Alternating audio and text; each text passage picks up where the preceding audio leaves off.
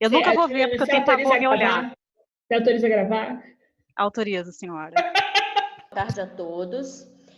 Gostaria de saudá-los. Sejam muito bem-vindos à Faculdade de Direito Virtual, né, da Universidade Federal Fluminense. Temos trabalhado, a partir da pandemia, com uma série de atividades não presenciais. Né? O início, passamos por aquela perplexidade que creio que foi comum, que foi um estranho.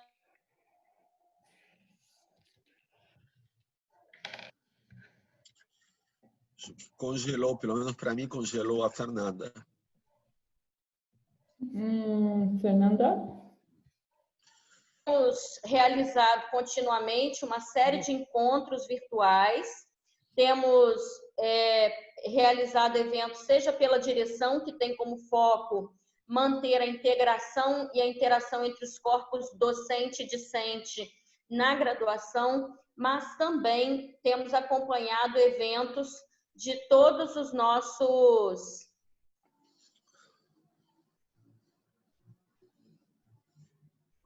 senso.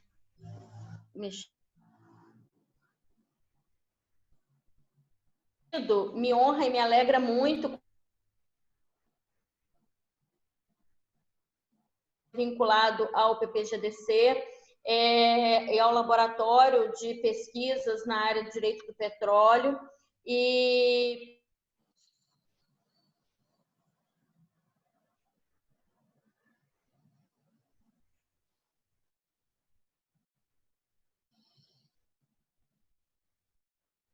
da saúde, a discussão sobre as matrizes energéticas, que é onde o nosso encontro de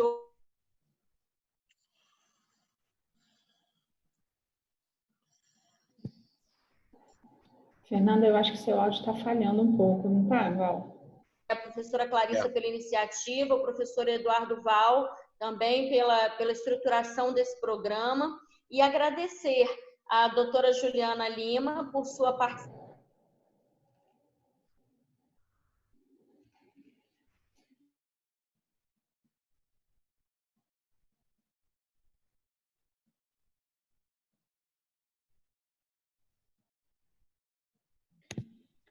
Gente, eu não estou mais ouvindo a Fernanda, só eu. Eu também não estou ouvindo, ela sumiu aqui, está na janelinha. O vídeo também sumiu. Não, eu vou falar com ela, Val, eu acho que você pode continuar. Então, eu vou continuar. Eu acho que ela já estava encerrando. Estava até agradecendo a Juliana, né, a Juliana Lima, e eu também vou partir desse ponto, ou seja, vou inverter um pouquinho minha ordem de fala. Juliana, muito obrigado. Essa é uma iniciativa muito importante de nossa Faculdade de Direito, como disse a Fernanda Pimentel, nossa diretora, num esforço muito forte por dar continuidade à nossa linha de formação acadêmica, tanto em termos de graduação quanto em termos de pós-graduação. E essa tua fala vai se dar no âmbito também de um programa específico, que é o Programa de Direito Constitucional, que nós chamamos PPGDC.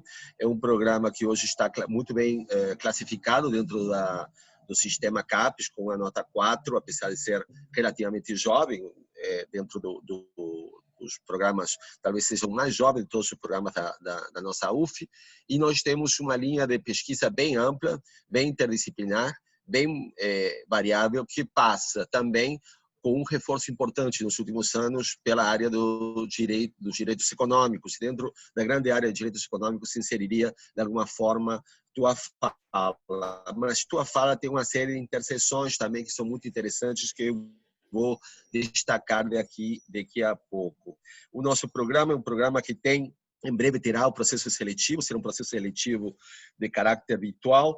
Para ter o conhecimento, Juliana, nós somos um programa que atrai do Brasil inteiro hoje candidatos e nossos candidatos temos orgulho de colocar e são muito bem sucedidos em termos de sua participação em concursos públicos para outras universidades, estando em universidades federais ou universidades também da rede privada, mas com muito destaque para sua atuação em termos das universidades públicas, mas também em áreas de carreiras públicas jurídicas, né? Então, isso é importante porque nossos egressos levam, de alguma forma, um pouco o tipo de conhecimento e de informação que a gente passa, com uma vocação muito forte, tanto para o setor público, que é o nosso principal foco, mas também na intersecção do setor público com o setor privado.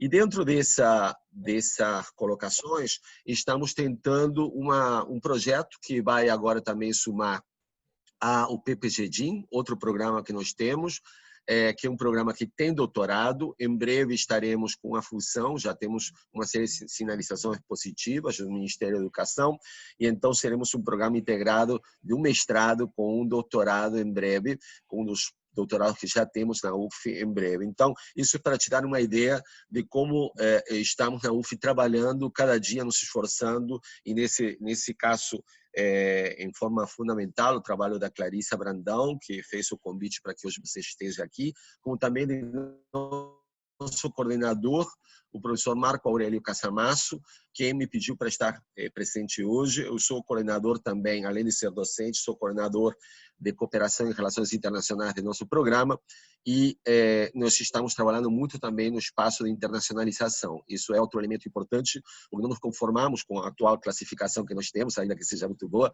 Com Clarissa lutamos e com outros colegas permanentemente para estar numa rede internacional em que nosso conhecimento possa contribuir junto com outros colegas. Para falar um pouquinho do que disse no início, quando não tínhamos iniciado nossa fala, e colocar nos desdobramentos do tema. Muito tem se falado da crise de petróleo. O tema da crise de petróleo não é atual, ou seja, nós temos agora uma crise pontual em 2020, mas a gente lembra de outras crises de petróleo, né? E a questão do petróleo, na medida que é a matriz energética central do mundo, gera uma série de desdobramentos que são igualmente interessantes, né? Desde a área de relações internacionais, e todos aqueles que nós temos com alunos que têm esse pendor, essa tendência a relações internacionais, é uma questão de geopolítica brasileira fundamental. Ou seja, a gente pode lembrar que há alguns anos atrás só se falava do pré-sal e da possibilidade do Brasil ser absolutamente autossuficiente em termos de petróleo. É verdade que nunca entramos na OPEP, na Organização Mundial dos Países Produtores de Petróleo, que de alguma forma é relevante, porque em princípio seria a que demarca a quantidade de produção e as cotas de produção que tem os países produtores, e isto tem uma repercussão direta no preço internacional dessa commodity, que é, como disse no início, nossa commodity fundamental para movimentar a economia.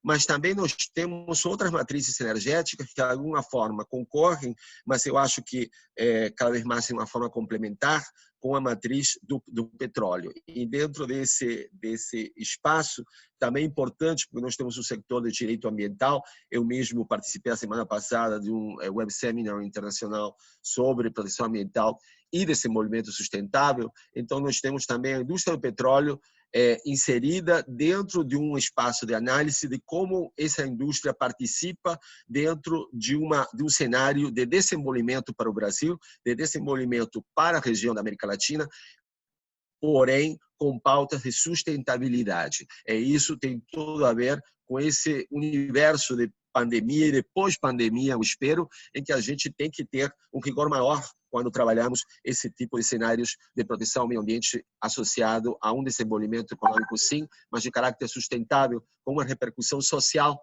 que também deve ser levada em consideração.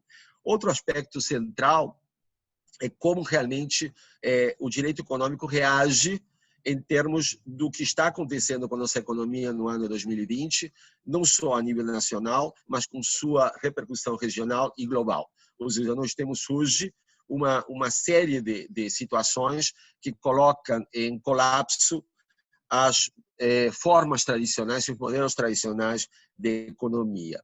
Estamos trabalhando, eu particularmente tenho uma linha de trabalho sobre economia circular, que inclui a questão da interface com o direito e a economia comportamental como um elemento novo, um olhar novo sobre a economia, que eu acho que é muito importante para ver como vai funcionar uma economia após ou sendo mais ousado ainda, no que nós denominamos nas nossas pesquisas uma era de pandemias, ou seja, uma situação permanente em que a OMS, a Organização Mundial da Saúde, vem registrando desde 2002 até o momento 5 movimentos de pandemia mundiais, fora os surtos internacionais. Às vezes pensamos só na pandemia do coronavírus Covid-19, mas lembro que nós já tivemos H1N1, já tivemos SARS, já tivemos MERS, já tivemos surtos importantes como chikungunya, como Zika, que afetaram bastante o Brasil,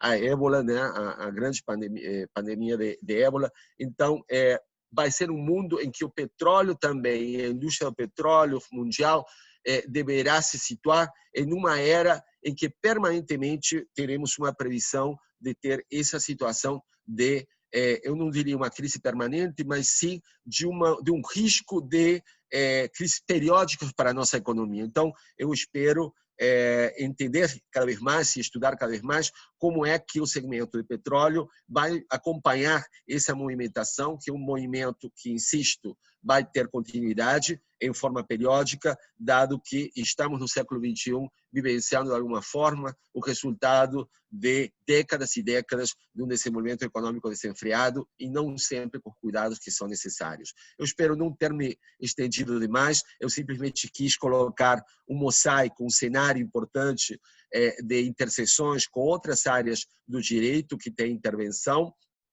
Isso é fundamental. Não deixo de lado as questões de relações de trabalho.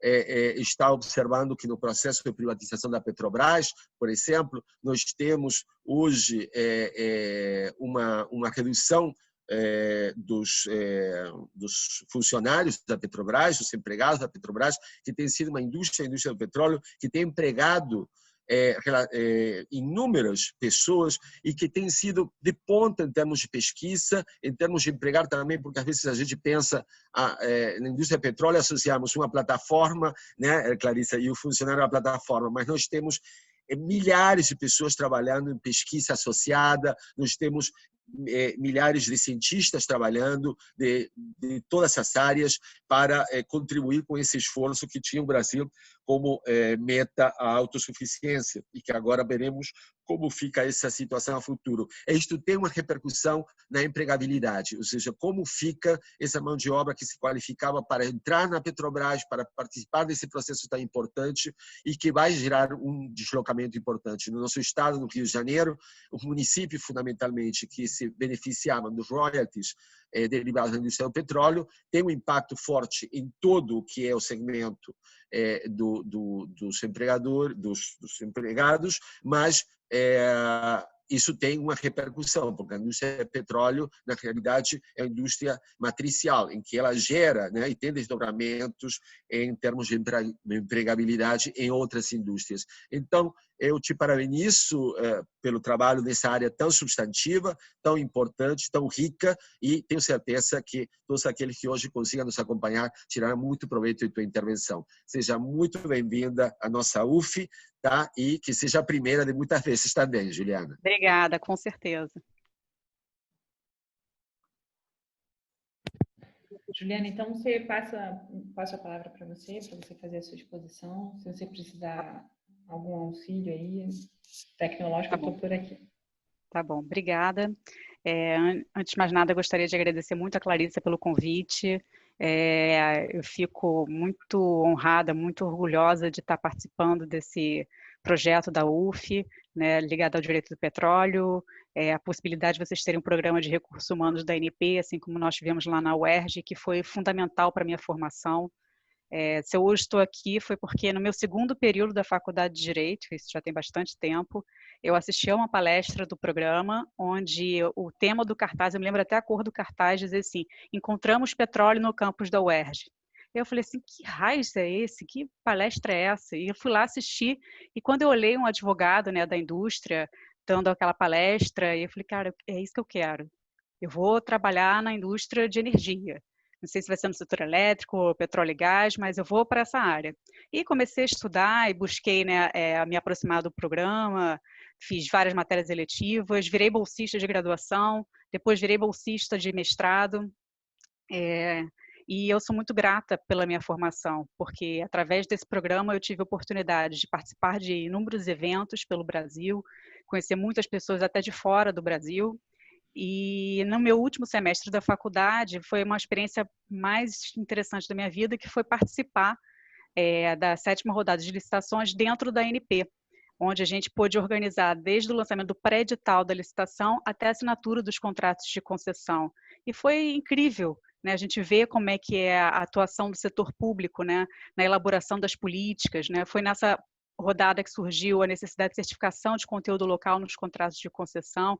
Então foi um grande paradigma, um grande debate da indústria na época e que se perpetua até hoje, né? A questão do conteúdo local.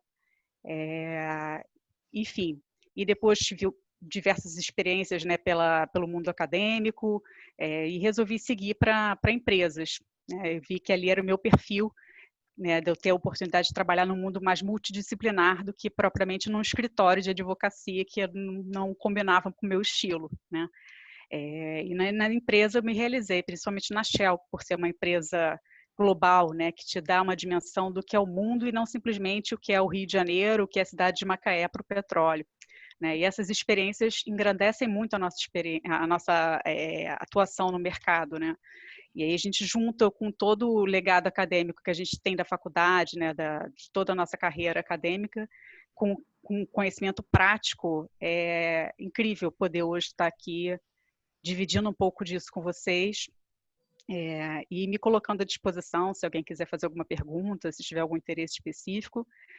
Antes de mais nada, eu gostaria também de esclarecer que eu não estou aqui em nome da companhia, né? É importante deixar isso claro, eu não estou aqui como advogada da Shell, estou como Juliana, que tem experiência acadêmica na área de petróleo, que já foi aluna do PRH. E também não estou manifestando nenhuma posição da empresa, não vou usar nenhuma informação confidencial, não vou trazer nenhuma informação que vocês falam, nossa, a companhia vai fazer isso, não. Tudo que eu vou trazer aqui são números públicos, eu posso ir compartilhando com vocês as fontes, que são bem interessantes para pesquisa, que são dados atuais, recentes, e aberta para questionamentos, já que a gente não tem um público muito grande, eu acho que a gente tem espaço para fazer pequenas interrupções e fazer um debate, não simplesmente um discurso isolado, virtual, onde a gente mal se vê. Bom, vamos lá. Como o professor Eduardo já antecipou aí muito do contexto, né, da minha apresentação, a crise do petróleo de 2020 é mais uma série histórica de crises. Né? Se a gente for contar nos últimos 30 anos, nós passamos por pelo menos 4 crises antes dessa de 2020. Né? A gente teve a de 85, onde a Arábia Saudita iniciou uma guerra de preços muito grande com os outros integrantes da OPEP, né? No final, fizeram novamente aquele acordo bonito, não vamos mais competir, não vamos mais botar preços baixos, vamos diminuir um pouco a produção. Chegou em 97, veio a crise asiática, né, onde houve uma queda brusca da demanda, né, e aí novamente o preço despenca. Em 2014, né, o que mudou na indústria, né? Veio o xisto, né? O petróleo, a produção de xisto nos Estados Unidos teve grande impacto, né? Que a gente chama de shale gas na indústria, e movimentou muito, porque para a indústria de xisto você precisa ter muito mais investimento do que na indústria de petróleo, uma produção mais cara. E aí o preço do petróleo sofre esse impacto. E aí em 2016, mais recentemente, né, o acordo entre a OPEP e a Rússia para limitar a produção. E qual não foi o contexto agora da crise de 2020? Exatamente a Rússia e a nossa amiga Arábia Saudita. Né? A Rússia botando a produção no nível mais elevado possível, né, através da Rosneft, que é a estatal russa, e a Arábia Saudita, pela Saudi Aramco, fazendo um dumping nos preços de petróleo. Né? Então, nesse cenário, não bastasse todo esse contexto político, né, da Rússia e Arábia Saudita, você ainda vem uma pandemia, onde você tem um grande colapso da demanda. E aí a gente vive um momento histórico muito engraçado, né? Assim, do ponto de vista, poxa, o preço do petróleo ficou negativo. Aí você fica pensando, poxa, o preço do petróleo ficou negativo, então tem gente distribuindo barril de gasolina pela rua, né? Me dando de graça o meu combustível. Mas não é bem assim, né? O preço do petróleo ficar negativo tem várias implicações do ponto de vista econômico, do ponto de vista mesmo jurídico, né, de cumprimento dos contratos, de possibilidade de você alegar força maior para não comprar ou não ter que entregar o petróleo por um preço tão baixo. E e uma crise de logística, né? Porque se você não consegue vender esse petróleo, o que você faz com ele? Onde você armazena? Você não tem como simplesmente desligar o botão das plataformas e parar a produção automaticamente. E o petróleo que já foi produzido, onde você armazena, né? Para você ter uma ideia, a gente teve armazenado, né, no mundo inteiro o equivalente a 166 milhões de barris de petróleo armazenados em navios, porque não há nem estoque suficiente, armazenamento físico suficiente para tudo isso. Então, isso é um impacto para a logística da indústria muito grande, né? A gente viu o time dentro da companhia, né, disputando espaço para conseguir armazenar, enfim, a questão da força maior na entrega de suprimento de GNL no mercado asiático, logo no início da crise, né, quando a China começou com os primeiros casos de corona, e ficou bloqueado lá, a economia começou a mostrar os seus problemas, né? Hoje, né, a gente comparando com os preços negativos que chegamos, né, no meados de abril e maio, a gente está a um preço um pouco mais estável. O preço do WTI no começo da semana estava em torno de $40, né? Ou seja, a indústria está passando por um momento aí de recuperação. Mas como o professor Eduardo falou, não existe mais, né, a indústria do petróleo ad eterno, de recursos inesgotáveis, né? A gente sempre ouviu falar, eu quando era criança eu ouvi isso na escola, que um dia o petróleo vai acabar. Né? E cada vez mais a gente vê, bom, mas veio para sal, e qual é a próxima fronteira de descoberta do petróleo? Né? Independentemente ou não de ser um recurso inesgotável, é necessária essa transição. Né? E o bom da crise foi essa questão, né, de fazer com que a sociedade, né, os países repensem quais são as suas prioridades, né, em termos de matriz energética, né, e a possibilidade com isso de acelerar um pouco a transição. Para se ter ideia, durante esse primeiros 3 meses, né, da pandemia, tem-se a estimativa de que houve uma redução de 5% de CO2 para o ano todo de 2020. Então, isso é um número muito grande, né? Para quem vê os patamares do Acordo de Paris, esse é um número que ninguém imaginaria que em 2020 a gente conseguiria ter uma redução dessa. Mas é óbvio que essa redução vem com uma grande crise econômica por trás, né? Um alto índice de desemprego, países onde dependem basicamente de petróleo, né, que são os países africanos, os países do Oriente Médio, onde seu PIB, onde toda a sua economia é voltada para o petróleo, vivem situações críticas, né? Então, assim, da mesma forma, a transição energética traz esse questionamento, né, de como balancear a transição, de ter um mundo mais sustentável versus como ficam as sociedades que dependem basicamente desse combustível, né, vindo do petróleo. Recentemente, também não sei se vocês viram, acho que tem umas 2 ou 3 semanas, a publicação dos resultados trimestrais das empresas, né, de óleo e gás. Foi um resultado realmente muito espantoso, muito triste, né, para quem trabalha na indústria, onde a gente observou uma baixa contábil, né, da Shell de 22 bilhões de dólares e da BP de 17 bilhões de dólares. Né? O que isso quer dizer? A baixa contábil, né, que em inglês a gente chama de impairment, que é a deterioração, né, dos ativos, é uma espécie de análise periódica que se faz sobre a recuperação dos valores registrados no imobilizado e no intangível da empresa. Né? Isso tem previsão na lei das SAs, que é a lei 6404, onde a gente trata do valor recuperável de um bem ativo, né? Ou seja, se o valor do petróleo baixou, significa que aquele ativo que você tem, que foi baseado, a economicidade dele, a viabilidade dele num preço X, se o petróleo tem uma variação para baixo, aquele meu projeto se torna economicamente inviável ou menos interessante, né? E com isso eu tenho que desvalorizar aquele ativo. Isso é muito ruim para a indústria, né? Porque você não consegue tirar o máximo de vantagens daquele recurso. Mas, enfim, e aí isso força também as empresas buscarem outras matrizes, né? A gente vê hoje as publicações de cenários que as empresas fazem, tanto a BP, através do site dela, do BP Statistical, né? A Petrobras também tem o seu manual de cenários, onde ela trata do cenário correnteza, cardume, coral, e as projeções dela para os próximos anos, até 2040, 2070. A Shell também tem. Então, assim, são fontes interessantes para quem está na academia de entender como a indústria está se comportando diante da transição energética, né? Porque essa é uma realidade, né? Não tem como a gente pensar no mundo dos próximos 10, 20, 30, 40 anos, achar que o petróleo vai se manter nos mesmos patamares de produção e de preço, né? Bom, e quando a gente pensa no Brasil, né, qual o impacto da crise para o Brasil, né? Como o petróleo é relevante para o país, né? O Brasil exporta nas suas exportações 15% de petróleo, né? O que só perde para a soja e para o minério de ferro, ou seja, é uma commodity importante para o país, né? Hoje nós somos classificados como o 9º produtor mundial, né?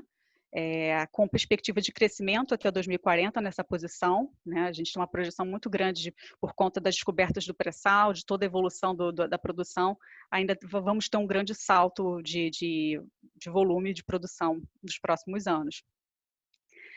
Agora, quando você fala em baixa do preço de petróleo, a repercussão é direta na arrecadação, como o professor Eduardo falou.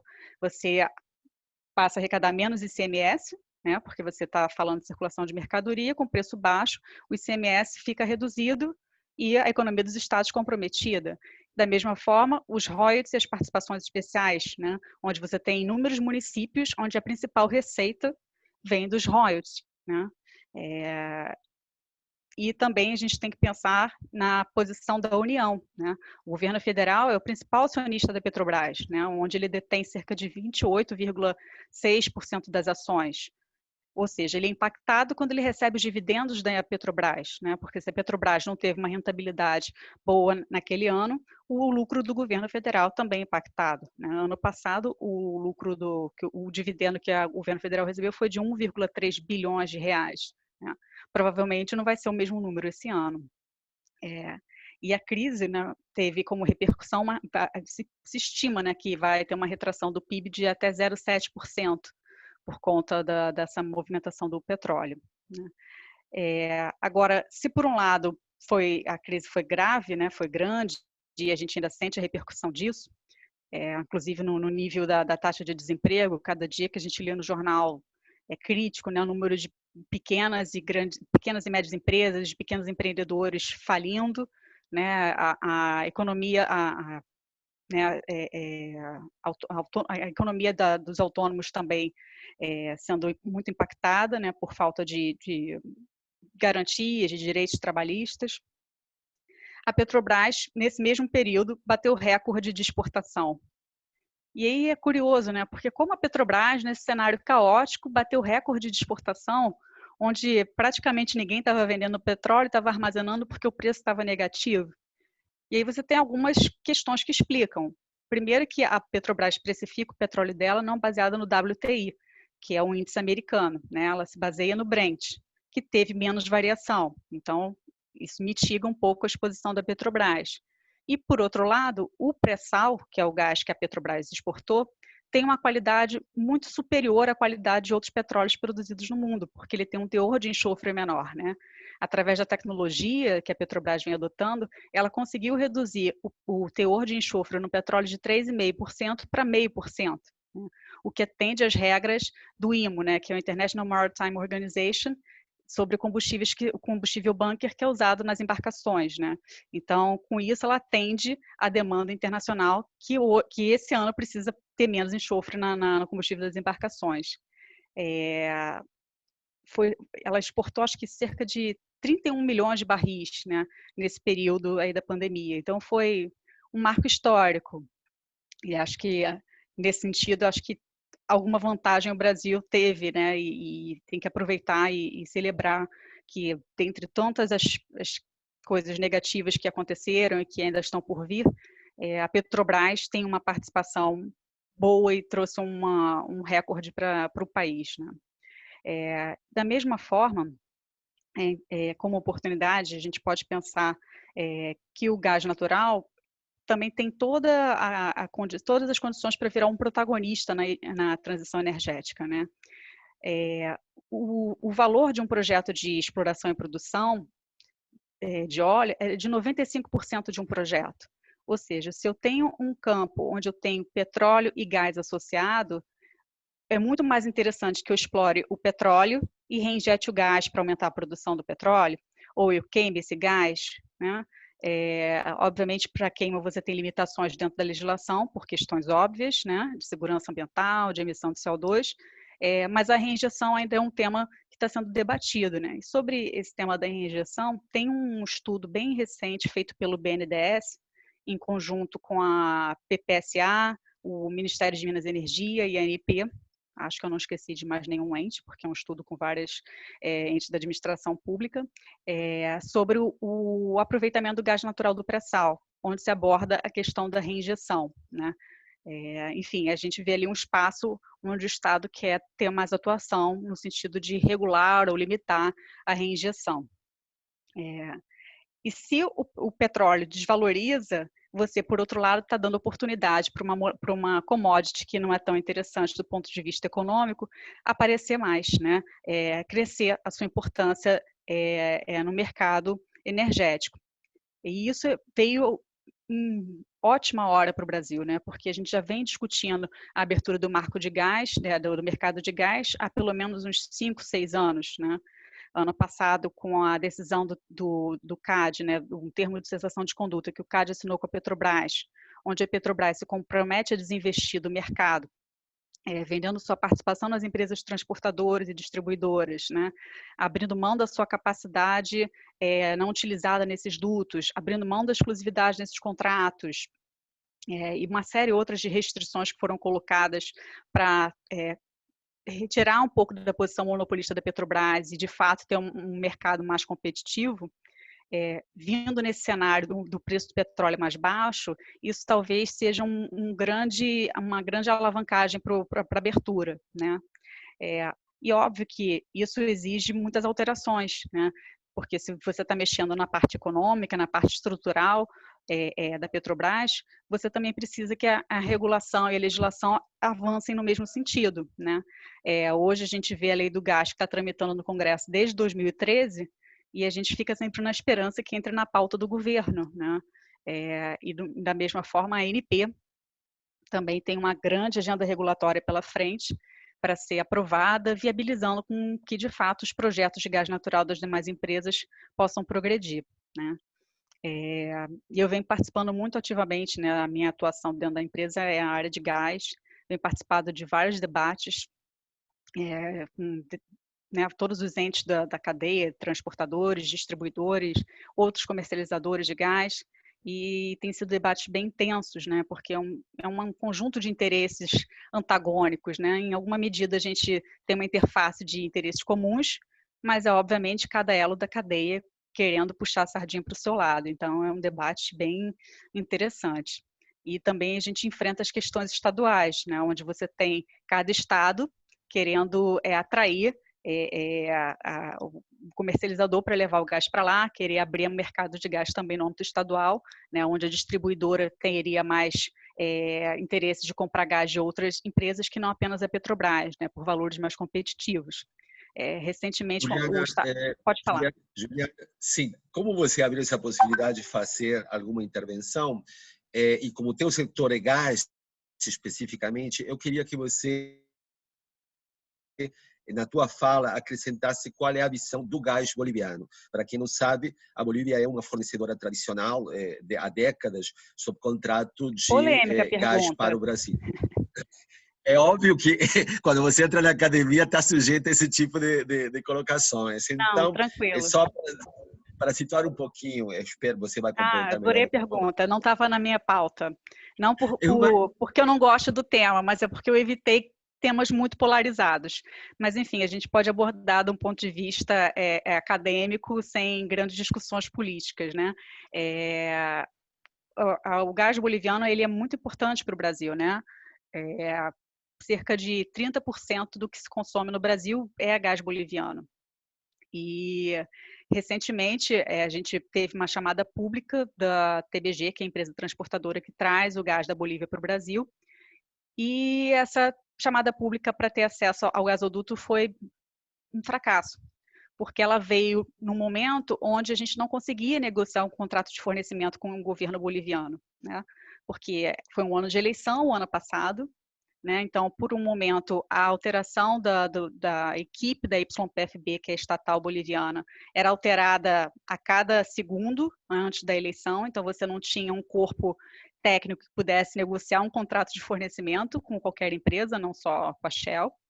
E depois que aconteceu o resultado da eleição, que você tem ou não tem um presidente interino, vai ter uma nova eleição. Então, assim, a possibilidade das empresas privadas terem acesso ao gás boliviano é bem reduzida, né?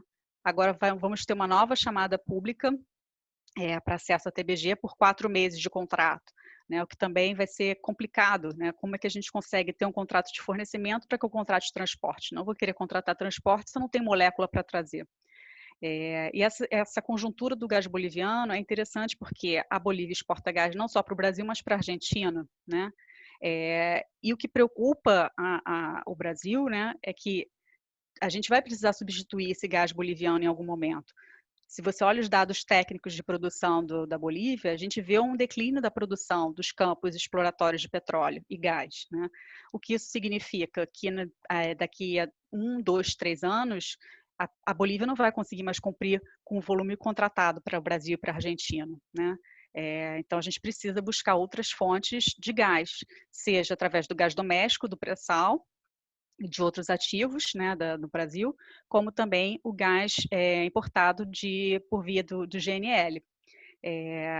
Isso tem sido um desafio, eu acho que para o governo brasileiro, né, na questão de garantir o suprimento e não ter nenhum impacto econômico por faltar gás, né, e para as empresas também de poder entender como vão poder gerenciar o seu portfólio, né, tendo em vista a dificuldade que é trazer o gás boliviano para o Brasil.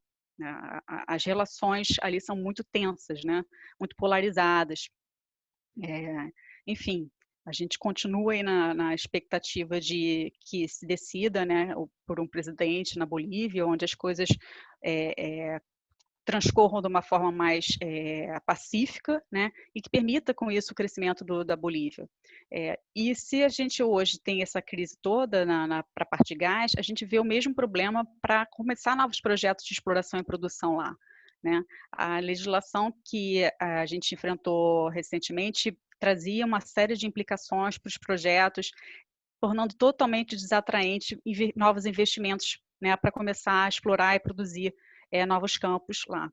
Então, se você não tiver novas descobertas nos próximos anos, o que provavelmente não terá, considerando o estágio dos projetos atuais em andamento, esse declínio da curva de produção é real. Dificilmente a Bolívia vai conseguir reverter isso a tempo. Tem mais algum ponto que você gostaria que eu abordasse? Sim, é ótimo ter um especialista, porque a gente consegue aí uma riqueza no seu diagnóstico que é importante e, como foi falado, desde o grande guarda-chuva do espaço acadêmico, isso é super importante. Temos aí gente da Argentina nos observando, Juliana, e então lá eles têm o campo de Vaca Muerta, que eles consideram o principal ativo, digamos, em termos energéticos, não só para o presente, mas para o futuro da Argentina. E a Argentina integra junto com o Brasil o Mercosul, e então isso tem a ver com todas essas sinergias que eu falei no início em termos de intersecções. Só que explorar Vaca Muerta exige uma técnica bem específica, como você sabe, que é o fracking. Então, eu queria que você nos explicasse como está sendo visto isso. Os Estados Unidos têm, sobretudo no governo Trump, liberado as barreiras de proteção ao meio ambiente para usar a técnica de fracking, e queria a tua opinião sobre a técnica de fracking, levando em consideração o conceito desse e, de alguma forma, a Vaca Muerta na Argentina integrada numa rede de matriz energética regional para o Mercosul, com, obviamente, impacto no Brasil. Sim, a questão de vaca morta é a mesma questão que a gente tem no xisto nos Estados Unidos, que você precisa da técnica de fracking, como você mencionou, e é uma técnica muito polêmica, porque ela demanda muito uso de água, e isso gera um impacto ambiental muito grande, porque nem todas as regiões têm o volume de água necessário, enfim, tem uma série de questões técnicas por trás disso. Hoje já existe muita pesquisa para tentar mitigar esses impactos ambientais,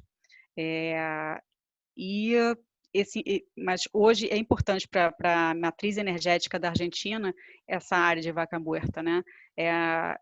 Seria assim, um grande paradigma para a mudança energética na Argentina.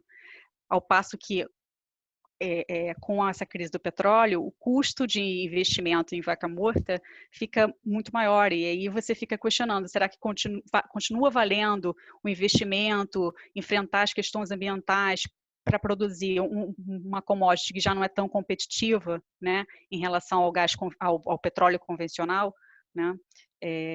Isso é uma questão muito grande que traz não só para o país em si, mas para as empresas que estão envolvidas no projeto, né? Qual vai ser o desfecho disso, né? Existe a possibilidade de ter incentivos do governo, quando você está falando de transição energética, ou deve o governo argentino focar na transição energética e não tanto priorizar a utilização de técnicas como o fracking? São questões realmente complexas, né? Que não existe uma solução perfeita, né? Se fosse, vamos lá abrir um livro, dar um copy-paste na frase daquele autor, resolvemos o problema, né? E eu acho que isso é importante que quem está na academia hoje entenda que, diante da complexidade dos problemas que a gente enfrenta no mundo, a gente precisa buscar soluções que estão fora dos nossos manuais, né? Elas estão muito mais presentes nas discussões e nos debates, na possibilidade de você construir um conhecimento em conjunto, do que uma resposta única para esses problemas que a gente vem enfrentando. Eu posso só fazer um complemento também à pergunta do professor Eduardo e a essa resposta. Eu acho que também, Val, é uma questão de regulação. Quando a gente fala de fraturamento hidráulico, a Juliana me corrige se eu estiver errada, mas até onde eu tinha estudado sobre o tema, estava proibido, estava suspenso no Brasil qualquer tipo de estudo, ainda assim, de se pesquisar se seria possível que a gente fizesse aqui. Ou seja, nem projetos piloto, a ANP, nem a EPE, eles estavam conseguindo fazer por conta de uma atuação que eu me lembro que foi muito pontual do Zequinha Sarney, quando ele ainda era ministro do meio ambiente. Então, a gente assim, eles suspenderam o estudo. A gente não consegue estudar isso. E mesmo hoje, as empresas que têm ativos em áreas de gás não convencional, petróleo não convencional, elas, na maior parte, estão devolvendo seus ativos, né? Hoje mesmo saiu uma matéria sobre isso, eu não me lembro a empresa que devolveu a área, por conta dessas questões ambientais, por conta de você não ter investimentos em estudos, em análises dentro do Brasil que possam viabilizar a utilização dessas áreas, né? E em relação à regulação, quando a gente fala de integração energética na América do Sul, uma das barreiras é que, por exemplo, cada país funciona diferente o fraturamento hidráulico. Então, por exemplo, na Argentina é permitido, no Brasil a gente nem estuda, na Colômbia é permitido. Então, como é que a gente vai integrar se a gente nem a regulação é igual? A gente não consegue nem fazer. É bem complicado, mas esse é um tema muito interessante para a indústria, muito importante, que eu acho que...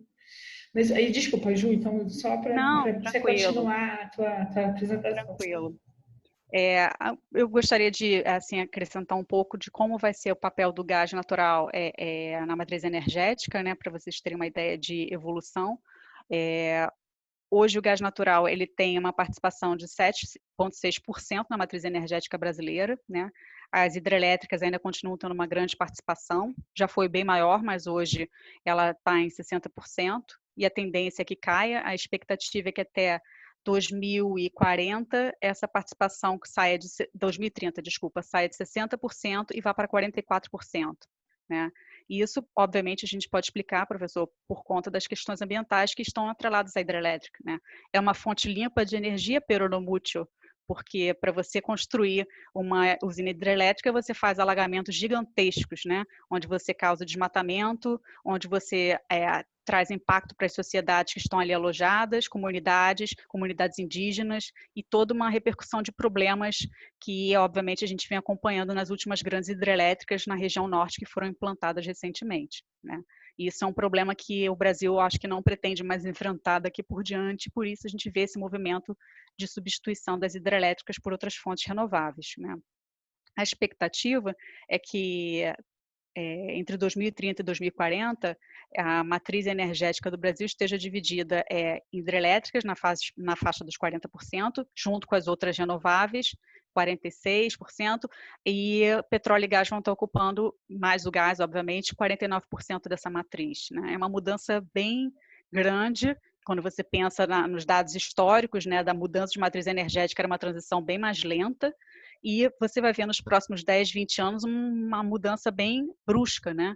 E de como isso vai trazer impactos, não só do ponto de vista ambiental, que pode ser um impacto positivo, mas do ponto de vista social, né? O que vamos fazer com os empregados da indústria, como você falou, é complexa, não é uma decisão fácil, né? E aí é por isso que uma das questões que eu penso e reflito e converso com várias pessoas, até com os estagiários da empresa, eu gosto de trocar ideias sobre isso, o que é o profissional do futuro, né? O profissional do futuro é um ser que ainda não existe, né? Porque ele não tem a formação necessária que o mercado de trabalho hoje está exigindo, né? Existe uma defasagem do ponto de vista educacional no Brasil, seja da formação, da educação fundamental, do ensino médio, até mesmo as faculdades, onde você tem que buscar mais estar próximo à realidade social, né? De como buscar com que a academia entenda como o mercado está evoluindo, né? Por exemplo, a digitalização. A digitalização é um processo que não tem volta, né? E ela hoje está nas empresas, não só nas áreas técnicas, mas ela também tem para as áreas de função, né? Hoje, muito do que um advogado dentro de uma empresa faz, você já tem robôs que fazem muito melhor e muito mais barato, né? Análise de contratos que são contratos padrão, que não tem grandes variações, que você recebe com alterações da outra parte, um robô faz aquela mesma análise que um advogado em 20, 30 minutos, com um grau de certeza e de precisão muito maior do que um advogado faz lendo e analisando aquele contrato. Então, qual vai ser o papel do advogado no futuro se um robô faz igual, né? São questões que fazem com que a gente tenha que refletir exatamente qual tipo de educação, né? Como é feita a formação de um profissional. Eu acredito muito que essas barreiras que a gente tem, né, de eu sou da faculdade de Direito, você é da faculdade de Economia, eu faço Relações Internacionais, não existe mais esses parâmetros, né? Hoje a formação de um profissional é muito mais ampla, e aí a dificuldade, porque quando você vê um aluno hoje falar, poxa, qual a necessidade que eu tenho de decorar as capitais do Brasil se eu clico lá no Google ou no Wikipedia e tem essas respostas, né? Então, a gente tem que pensar no conteúdo que a gente está trocando com esses alunos, né? Em todos os setores da educação. Como vai ser a formação técnica desses profissionais, né? Você vai aprender só a apertar o parafuso da máquina ou você vai entender todo o funcionamento da máquina? São questões que a gente precisa discutir também no mundo acadêmico, né? Para fazer com que essas pessoas saiam do mundo acadêmico, né? Se formem, as que queiram continuar dentro do mundo acadêmico continuem, mas que a gente possa formar profissionais que vão para a indústria, que vão para o setor público, e possam atuar de uma forma a corroborar com o crescimento econômico do país e acompanhar todo esse processo de digitalização, que com essa crise ficou nítido, né, que a digitalização veio e muito mais rápido do que a gente imaginava, né? Ninguém imaginava que esse ano de 2020 o país praticamente todo fosse trabalhar remotamente, né? E as empresas tiveram que se adaptar com as suas plataformas, enfim. E isso, para essa questão da transição energética, também é um ponto positivo, né? Porque você tem menos gente circulando pela cidade, menos transportes públicos, enfim. Que mais? Alguma pergunta? Algum outro ponto? Eu tenho, Ju. Claro que óbvio que a gente pode abrir também os nossos demais ouvintes, mas eu só queria remarcar contigo, só para, na verdade, não é nem bem uma pergunta, talvez seja mais para a gente ter uma troca de opinião. A gente pode falar, né, que quando você fala da questão do mercado de gás, a gente pode dizer que o problema do mercado de gás no Brasil é uma questão de transporte? É isso que, vamos dizer assim, que até a presidente dá também que encarecia e inviabilizava economicamente o desenvolvimento do mercado de gás.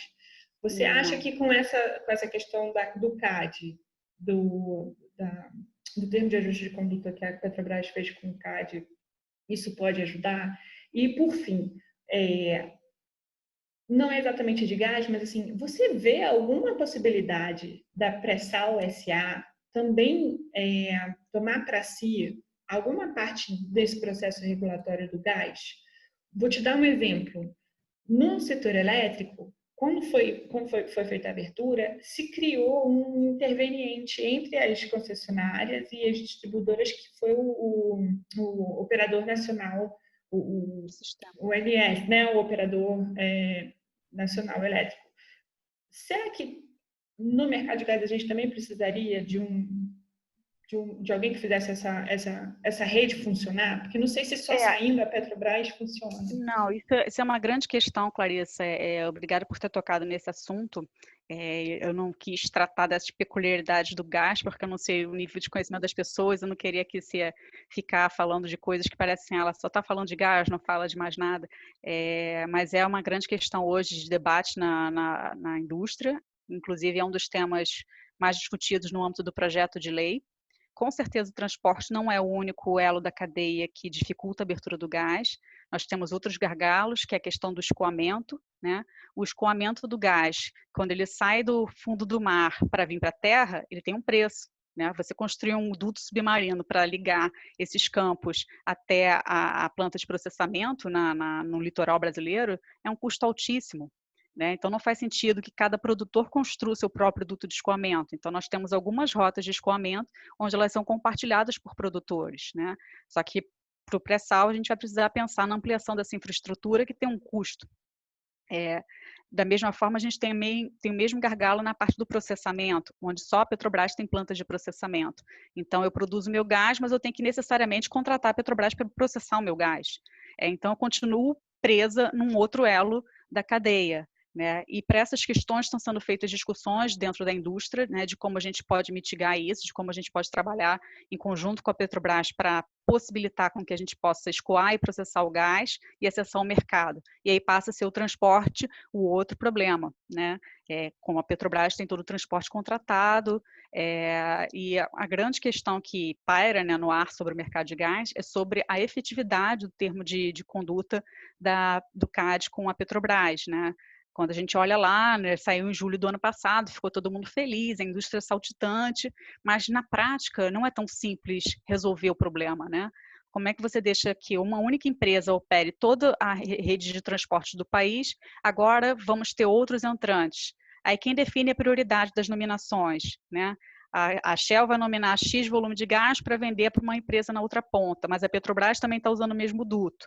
Se tiver alguma redução, você vai fazer uma redução proporcional entre as empresas ou vai ter prioridade de um gás em relação ao outro? Então, tem uma série de questões que levam a pensar se ter um operador, como tem no setor elétrico, seria uma saída ou não.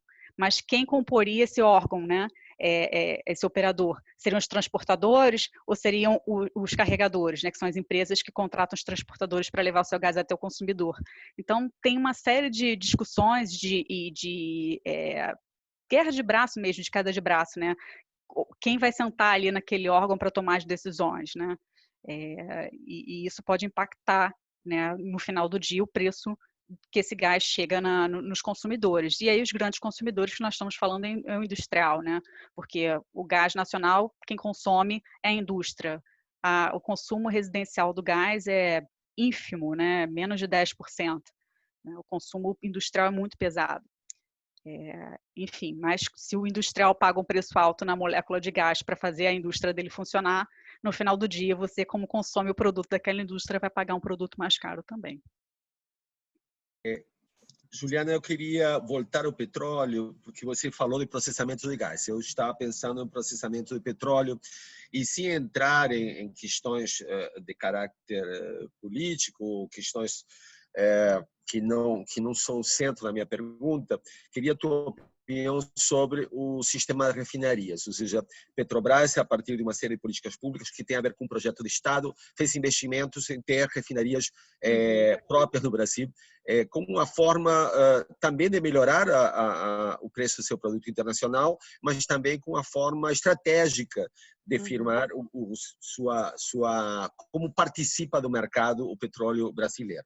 E nós estamos vivenciando agora, nos últimos governos, no atual e no anterior, de alguma forma, o desmonte, né? A desarticulação dessa ideia, desse projeto de refinarias nacionais.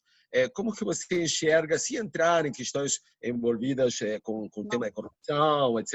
Não quero entrar nisso, mas como que você vê a questão de caráter estratégico para o desenvolvimento da indústria de petróleo com alto valor agregado a partir da ideia de ter refinarias nacionais?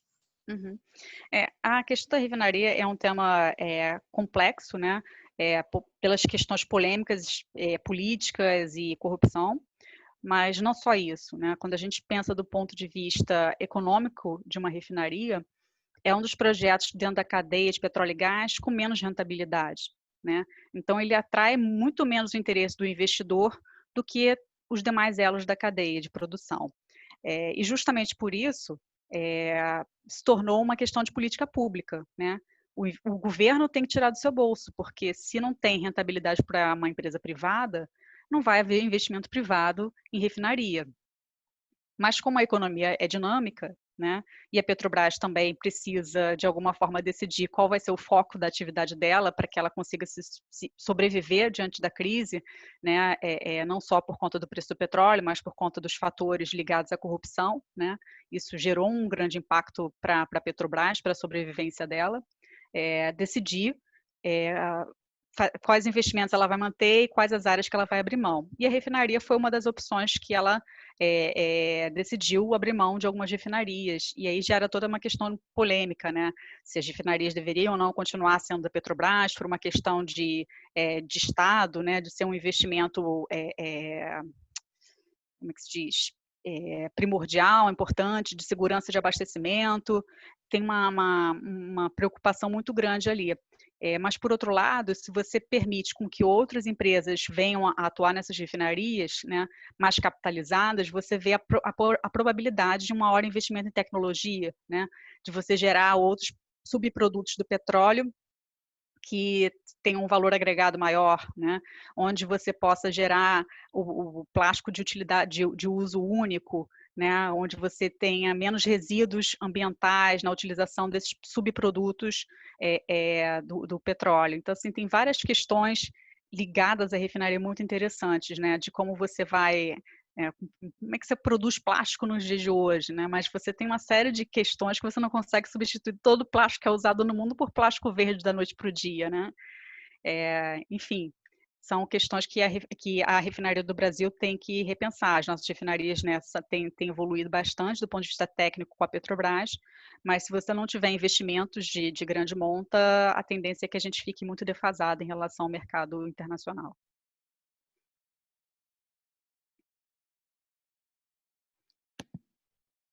Obrigada, Juliana. Deixa eu ver aqui, eu falei para o pessoal mandar, mas eu acho que o pessoal hoje está tímido por aqui nas perguntas. Val, você tem mais alguma que você queira fazer? Juliana pode encerrar. Como é que está o teu horário aí? Porque já são 5h05 também. Bom, como a criança não gritou nada ainda, a gente pode continuar mais um pouco. Os meus aqui eu tenho celular para ela. Talvez poderíamos encerrar, Juliana, você tocou num tema sensível para programas como o nosso, que tem a ver com a educação, mas também a capacitação. E no caso da indústria petróleo e gás, e o programa que você formou na UERJ, etc. e tal, que você assistiu, né, que foi o insight para entrar na área, e a Clarissa teve um papel central no desenvolvimento e acompanhamento e implementação do programa dentro da pós-graduação da UERJ. Esse tema é substantivo, ou seja, a capacitação de recursos humanos para que eles possam participar de uma forma ativa em determinadas indústrias, e no caso da indústria de petróleo e gás. Agora, nós falamos muito da responsabilidade social das empresas, e quando a gente associa a empresas como a Shell, outras empresas de petróleo e gás, etc. e tal, a gente está pensando muito em investimento social relacionado com desenvolvimento sustentável. Mas o que eu te pergunto, dada a tua visão de mercado, e porque você integra os quadros de uma das grandes players internacionais, então não quero que você fale da questão específica da tua empresa, mas de como você enxerga esse mercado. Existe uma preocupação, e qual é a dimensão de investimentos em capacitação que tem as grandes multinacionais de petróleo, fundamentalmente direcionadas ao Brasil? Ou seja, concretamente, existe, não sei se a Shell tem isso, porque a Petrobras, a partir de parcerias público-privadas, parcerias com a UFRJ, com a própria UERJ e tal, foi apoiando financeiramente laboratórios, programas, etc. e tal. Isso também está presente com a British Petroleum, com a Shell, com as grandes, Amoco Petroleum International Company, etc., com as grandes companhias internacionais? Sim, com certeza, Eduardo. É uma grande preocupação da Shell, e não só no Brasil, mas em outros países onde a Shell atua, e também as outras grandes players, né, como a BP, a Exxon, a Chevron, porque não existe como você manter a sua indústria local se você não desenvolve a economia local, se você não desenvolve a tecnologia local, né? E aqui no Brasil, apesar de todas as questões de falta de verba, do sucateamento das universidades públicas, é aonde a gente ainda tem a geração de grande conhecimento, das grandes tecnologias, né? E não só a Petrobras investe, né? Existe uma obrigação dentro do contrato de concessão que as empresas investam um percentual da sua receita anual em pesquisa e desenvolvimento. E esses investimentos são auditados pela ANP. Então, assim, eu não posso dizer que eu investi esse dinheiro na minha afiliada lá na Holanda, ou seja, eu mandei meu dinheiro para fora para gerar uma tecnologia lá fora que não vai trazer nenhum benefício para o Brasil usando esse dinheiro. Não, esse dinheiro tem que ser investido no país, em instituições credenciadas pela ANP, em pesquisas que a ANP valide como pesquisas relevantes para o mercado, para o setor, né, e que possam, de fato, desenvolver a expertise aqui local, trazer conhecimento para os profissionais, capacitar, de fato, as pessoas a entrarem no mercado de trabalho e trazer ganhos do ponto de vista tecnológico para o país. Mas a despeito das obrigações que a gente tem no contrato de concessão, as empresas têm, de fato, essa preocupação de investir no lado social, né? Eu participo de vários programas da Shell na parte social, e isso é uma questão que não está ligada ao meu cargo, mas pelo meu interesse pessoal, eu acho que eu tive muita oportunidade na minha vida acadêmica, né? Depois que eu entrei para a UERJ, a minha vida mudou da água para o vinho. Eu vim de uma situação uma vida muito simples, estudei minha vida inteira em escola pública, sem acesso a praticamente nada, a bibliotecas onde tinham 100 livros era muito, onde você ir para a escola, a sua preocupação era se ia ter ou não merenda.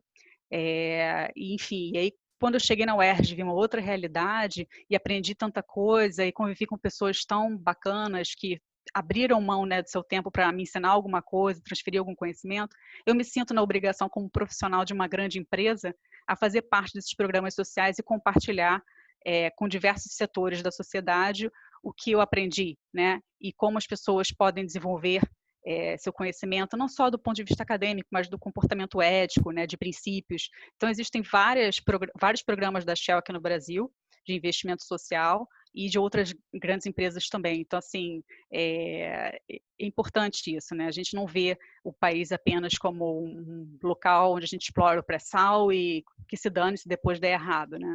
Tem uma série de preocupações e eu tenho orgulho de fazer parte disso, né? De ver esse interesse, essa preocupação das grandes empresas. Juliana, olha só, apareceram aqui duas perguntas no nosso chat para vocês. Vou ler aqui para a primeira, que é do Igor. Ele pergunta assim, como anda a expectativa da indústria em relação ao substitutivo do projeto de lei, né, 6407 de 2013, se há algum tipo de movimento para pressão de aprovação? Se tem alguma pressão política, se esse projeto é bem visto pela indústria. Ele diz que é visível que o projeto de lei traz novos desafios, tais como a instituição do sistema de entrada e saída de gás, né, perdão, do próprio gás. E da Elis Pinheiro, que ela também está perguntando que gostaria de saber se, diante de tantos eventos que afetam a indústria do petróleo, como a economia, o dólar, a guerra, e a pandemia, como pensar no desenvolvimento socioeconômico do país dependendo de um setor tão volátil, né? Acho que é no sentido assim, de como é que o petróleo entra contribuindo para o nosso desenvolvimento social, né? Tá, doença holandesa. A primeira pergunta é do Igor, relacionada ao projeto de lei do gás. É, de fato, uma questão difícil, né? Porque há um setor grande da indústria com interesse com que esse projeto passe o quanto antes, né? Para que a gente possa viabilizar a abertura de mercado. Mas, por outro lado, ainda tem uma grande pressão de outras entidades da indústria e do próprio governo de que esse projeto não saia do papel. E aí a gente vive o dilema, né? O que seria mais importante? Mas em relação ao sistema de entradas e saídas, ele não está em lei, ele está previsto num decreto assinado pelo Temer nos últimos dias do governo dele, em 2018, que existe já o sistema de entrada e saída a partir da assinatura dos próximos contratos de transporte, né? Tanto que a chamada pública da TBG do ano passado já trazia uma minuta de contrato de entradas e saídas, o que por si só não traz muito benefícios para a gente, porque só traz mais complexidade, né? O fato de não estar na lei, se um decreto por si só teria poderes, né? Poderia trazer essa alteração, a legalidade ou não desse decreto. Outra questão que se coloca também, como você vai conciliar esse contrato de entrada e saída novos com os novos entrantes em relação aos contratos antigos que não estão no modelo de entrada e saída, né? Como forçar a Petrobras e uma transportadora a adequarem seus contratos, né? Se o contrato entre partes privadas faz lei entre as partes, né? Pode o governo ter o poder, através de uma lei ou de um decreto, forçar com que a Petrobras e as transportadoras adaptem seus contratos para esse novo modelo? Qual o impacto isso poderia ter do ponto de vista das tarifas para a Petrobras, por exemplo? A outra pergunta da Elis, você poderia repetir, Clarice? Eu me lembro só de uma parte. E ela fala assim, gostaria de saber se diante de tantos eventos que afetam a indústria do petróleo, como a economia, o dólar, guerras e agora a pandemia, como pensar o desenvolvimento socioeconômico do país dependendo de um setor tão volátil? Isso faz parte, né? Isso não é um dilema só do Brasil. Todos os países que são produtores de petróleo e quanto mais dependentes dessa receita do petróleo sofrem mais disso. Por exemplo, imagine países como a Arábia Saudita, como Nigéria, Angola, onde a receita do petróleo é muito mais relevante do ponto de vista de percentual, né? Dentro do PIB do país, da economia como um todo. No Brasil, essa participação não é tão grande, mas você vê uma movimentação do governo, né, através dos leilões de energia, a busca por outras fontes que não o petróleo. Então, quando você passa a ver essa migração, né, da matriz energética se movimentando, você vê a posição do governo em buscar outras fontes, né, para garantir o abastecimento, a transição energética e a necessidade também desses novos setores terem subsídios, né? Durante muitos anos houve o subsídio para a energia eólica e solar, né? Hoje a gente discute, né? Será que é necessário ainda os subsídios que o governo dá para esses setores, tendo em vista que barateou, né, a tecnologia da indústria solar, das placas fotovoltaicas e mesmo das hélices, né, das turbinas, das eólicas, né? E aí vem a questão do investimento, né, em pesquisa e desenvolvimento, né? Não precisa ficar atrelado a um único setor de petróleo e gás. Você pode trazer obrigações similares, óbvio, guardadas as devidas proporções, porque são projetos, às vezes, com uma rentabilidade menor do que um projeto de óleo e gás, mas dos outros setores que estão entrando para a economia e para compor essa matriz energética também assumirem esse papel de financiar o conhecimento. Poxa, muito obrigada, Juliana. Eu acho que já são 5h15, né, Val? Respeitando aí teu horário também, teus compromissos. Eu cobro hora extra. Eu queria agradecer. Juliana é uma pessoa, assim, iluminada, brilhante, que eu conheci na faculdade de Direito lá da UERJ, quando a gente estava trabalhando junto. É um prazer tê-la, participar com ela dos eventos. Eu até estava conversando com o Val, que a gente está pensando em, eventualmente, algum dos palestrantes que queiram participar essa nossa série de webinars sobre o direito da energia, que queiram transformar as apresentações e as falas deles em artigos. Não precisa necessariamente ser um artigo acadêmico, pode ser um artigo mais de opinião, que a gente pode também reunir e compartilhar com as outras pessoas que também não tiveram a oportunidade de estar aqui nesse momento. Eu fico pensando assim, eu não fiz nenhum slide, né? Que vergonha, uma advogada de empresa não trazer um slide bonito. Mas, gente, eu não quis ocupar o tempo de ninguém para fazer slide para mim, nem o meu próprio tempo. Eu achei melhor Não, não bater um precisa. papo. É isso que eu falo. O nosso assim, estudar o direito com um enfoque mais técnico, né? Seja direito da energia, seja direito da saúde ou algum setor específico, ele proporciona essa multiplicidade de olhares e essas análises que se encaixam, essa parte técnica que a gente conhece na indústria, que a gente sabe dessas demandas que existem, fazem tanto sentido quando a gente fala de descumprimento de contratos, né? Então, eu sempre falo com os meus alunos que é muito bacana para a formação do advogado, do pesquisador, você encontrar um tema que você goste, que você se apaixone. Eu sou apaixonada por temas relacionados à tecnologia e setores produtivos, porque eu acho que é um nicho que a gente consegue desenvolver que contribui também para o desenvolvimento econômico e social do país, né? Não só, enfim, os atendimentos individuais e personalizados que sempre a gente pensa de advogado, quando a gente fala de ser advogado, a gente imagina isso. Então, assim, eu acho que tem uma contribuição muito grande para quem estuda essas áreas econômicas, esses setores que eu chamo da regulação dos setores estratégicos, nesse sentido, sob essa perspectiva. Então, eu queria te agradecer muito, agradecer também a presença dos nossos 20 e tantos participantes aqui que estão nos escutando. Essa série está começando hoje com a Juliana, vai continuar ainda para as próximas semanas. Na semana que vem, a gente tem a participação do professor também, né, e advogado Paulo Bessa, que vai falar sobre o direito ambiental na indústria do petróleo. E na semana seguinte, no dia 31, nós vamos ter a presença da diretora de óleo e gás, da doutora Heloísa Borges Esteves. E aí a gente está marcando. E continuar, convidar também a Juliana. Convites. Te mando para você participar. Professor Val, se eu quiser fazer encerramento aí, fica à vontade também. Bom, te agradecer, obviamente, a iniciativa que você teve de montar essa série de eventos dentro do programa. Agradecer a Juliana. Juliana, não se preocupe por não ter colocado slides, nenhum tipo de parafernália, porque a academia se constrói a partir de pluralidade, ou seja, a academia democrática exige que ter várias vozes, uma polifonia. E dentro disso, também temos as técnicas de exposição, as formas, às vezes aparece alguém de uma área mais técnica, mais específica, com muitos gráficos, e isso termina sendo inibidor, termina sendo colocando uma certa distância. Então, eu particularmente me preocupo muito pela didática, pela forma como o conhecimento se transmite. Não só o conteúdo, que eu acho importante, também dessa perspectiva plural, mas também de como será essa transmissão. Eu acho que você foi muito... Obviamente, tua passagem pela academia te deu uma série de condições, você falando muito concreta, muito objetiva, e eu acho que conseguimos o que era nosso objetivo, sensibilizar e contribuir para um conhecimento dentro de um programa que tenha interdisciplinaridade como seu DNA mais forte. Então, obrigado mais uma vez, obrigado a Clarissa, obrigado a todos aqueles e a todas aquelas que nos assistiram hoje. Teremos continuidade nessas atividades.